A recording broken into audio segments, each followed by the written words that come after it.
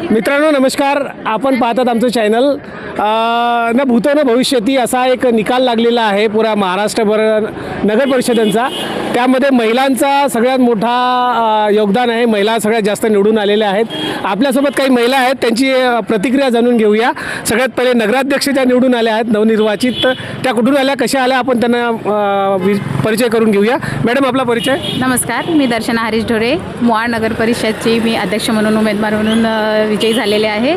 आणि जो हा अनुभव होता खूप सुंदर होता।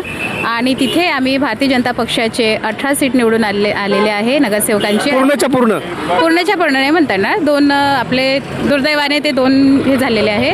अपक्ष आहेत की दुसऱ्या पार्टी? अपक्ष आहेत।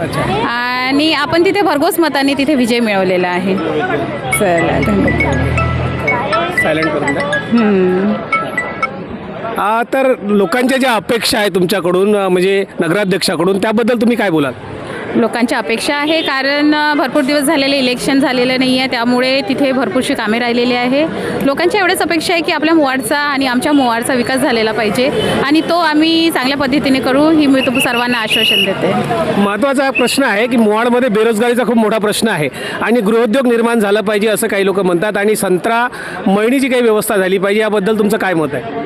बेरोजगारी तर आहे तिथे, पण आता आपण असा प्रयत्न करणार आहे की ते आजूबाजूला जे औद्योगिक केंद्र निर्माण होणार आहे त्या माध्यमातून जितकेही आपले मोहाडचे नवीन जनरेशन आहे किंवा बेरोजगार महिला आहे ज्यांना बाहेर जावं लागतं आहे, त्यांच्यासाठी आपण निश्चितच आपण तिथे काही ना काही उद्योग आणण्याचा प्रयत्न करणार आहे, आणि तो आम्ही निश्चित करणार आहे। निश्चितच तुम्ही नगराध्यक्ष निवडून आलेले आहात। मॅडम तुम्ही पण निवडून आले आहेत, काय म्हणाल? तुमचा परिचय सांगा। माझं नाव रंजना परशुराम दारोकर, प्रभाग 6 मधून मी उमेदवारी मिळवलेली आहे। आणि मला एवढंच म्हणायचं आहे, आपण आपल्या वार्डातील लोकांसाठी काही ना काही करू।